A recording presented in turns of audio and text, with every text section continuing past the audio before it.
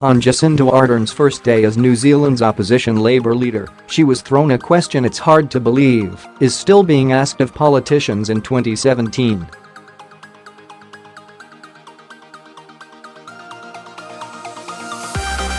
A lot of women in New Zealand feel like they have to make a choice between having babies and having a career or continuing their career.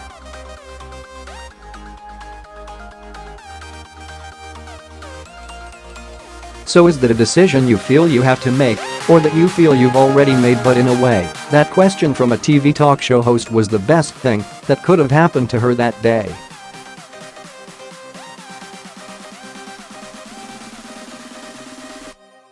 In a world of instant outrage, the ensuing spat propelled the story of her promotion to front pages worldwide, raising her profile and burnishing the outsider status which could see her take the top job in next Sunday's election.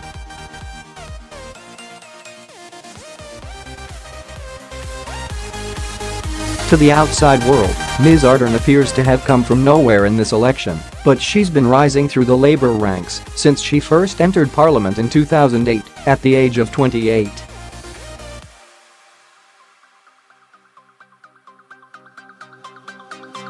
She has been involved in left-wing politics since her teens, working in the office of Helen Clark, New Zealand's last Labour Prime Minister, and spending time in the UK as policy advisor to Tony Blair.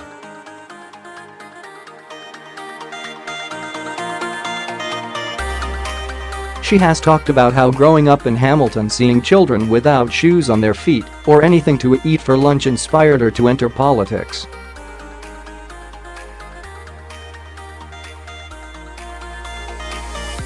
Tackling such inequality has been a central part of her election campaign.Veteran political commentator Colin James, who has been observing her career since around that first election, says she always had the substance and potential to go right to the top.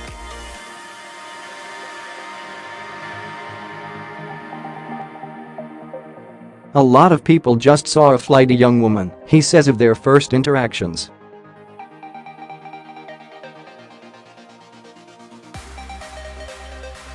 But I saw an intelligent person who thought deeply about things. Ms Arden was brought up in Mormon, though left the faith over its opposition to same-sex marriage, which Mr. James says gave her of solidity.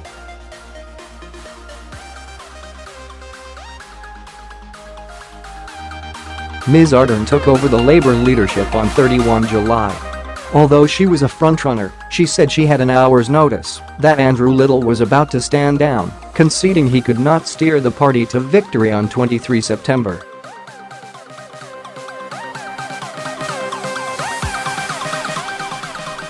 It wasn't a lot of time to prepare, she told New Zealand outlet Newshub.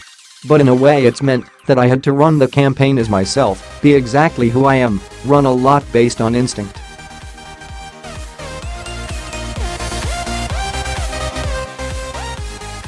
That self-reliance kicked in with that baby question on day one. The response from the outspokenly feminist leader was not knee-jerk anger, but nuance.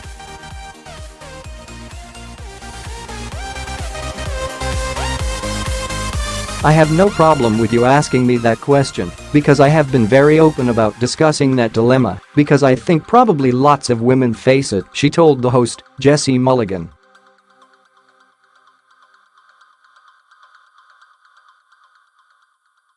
Her dilemma, she said, was no different from that faced by any New Zealand woman in the workplace.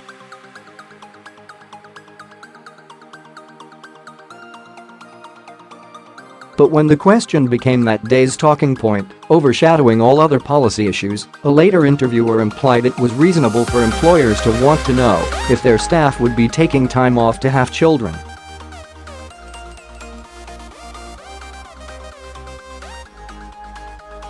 An agitated Ms Arden told Mark Richardson his view was totally unacceptable in 2017, adding, "It is a woman's decision about when they choose to have children, and it should not predetermine whether or not they are given a job or have job opportunities."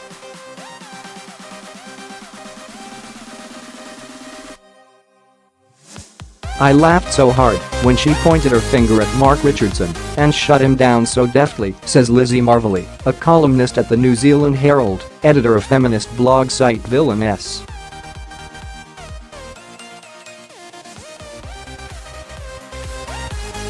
comment a close friend of Ms Arden. I think she handled the questions as well as could be expected.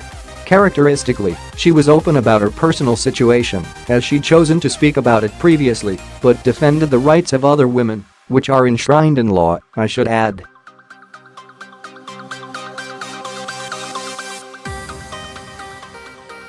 I wouldn't have expected her to react any other way, says Ms Marvelly.But. As female leaders have found before, appearing tough and capable is not enough. You have to walk the tightrope of being seen to have emotions, but not be driven by them.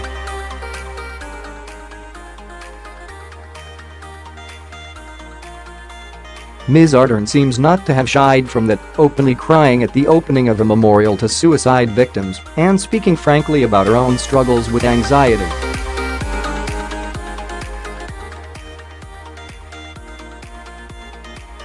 "I'm constantly anxious about making mistakes," she told Next magazine in June this year, shortly after becoming deputy leader.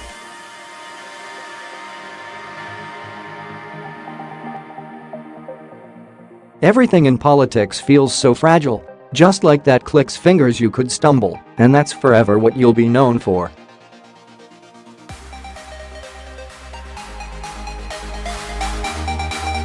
"Becoming party leader will just mean having more people to let down," she said.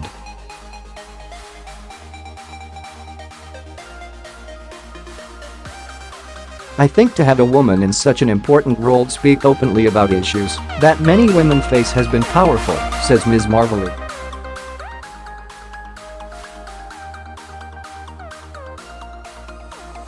"We have devastating problems with mental health in New Zealand, so having a politician be open about sometimes feeling vulnerable is both refreshing and, I think, helpful."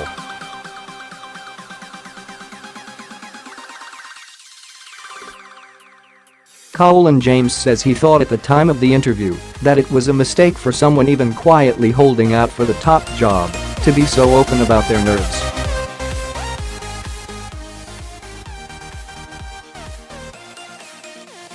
Weeks later, she was opposition leader, leading him to ask, was it a mistake, or had she tapped into something? Jacinda Ardern has been the politician it's been okay to find cool for some years now. She DJs, she swears in interviews, she goes to pride marches, she dresses well.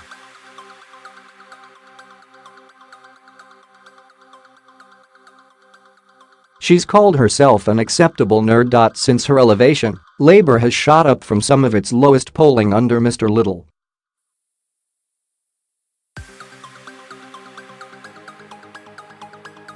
Labour is now looking like it could, in coalition, take office from the incumbent Nationals under Bill English.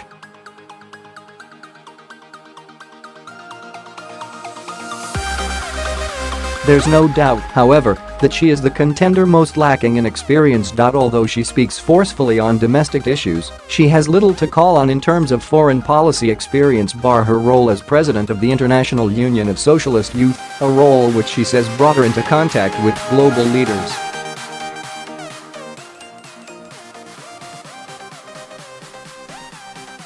In the recent Facebook Live interview with Newshub, she seemed to excel at the lighter questions about cereal bars and Taylor Swift, but had no solid response to tougher questions about the Rohingya crisis or whether New Zealand was committed to military action against Islamist militants.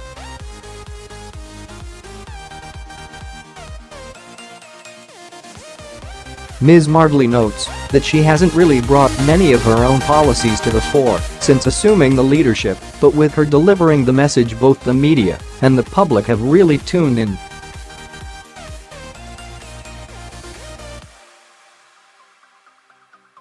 Prime Minister Bill English, the former Deputy Prime Minister and Finance Minister who took over the top job in December, has made her inexperience a key part of his re-election bid.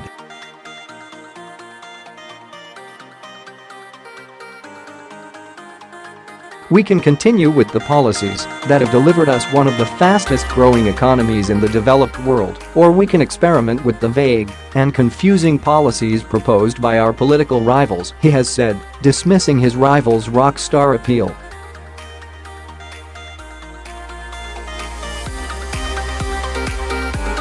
Now the stardust has settled, you're starting to see the policy, he said in a rowdy leaders debate, where he attempted to list a raft of tax increases he said Labour wanted to bring in.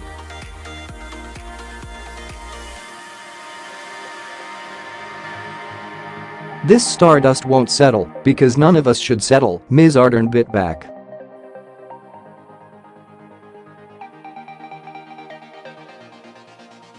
Ms Arden certainly seems to tap into the modern global demand for a new breed of politician.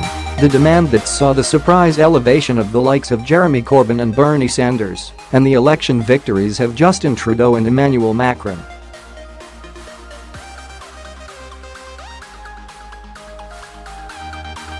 It is the sense that authenticity is as important as experience, if not more so, and empathy as powerful as authority.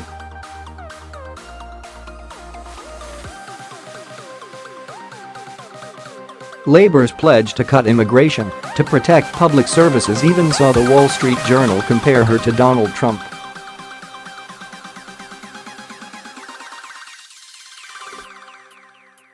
Mr. James calls that comparison nonsense, but says there is no doubt she represents the something different that younger voters are clamoring for.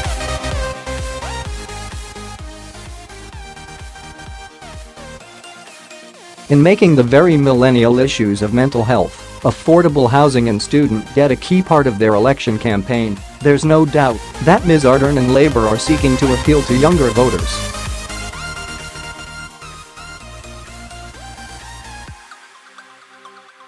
The question on 23 September will be whether those young people translate support to actually turning out to vote, and whether differences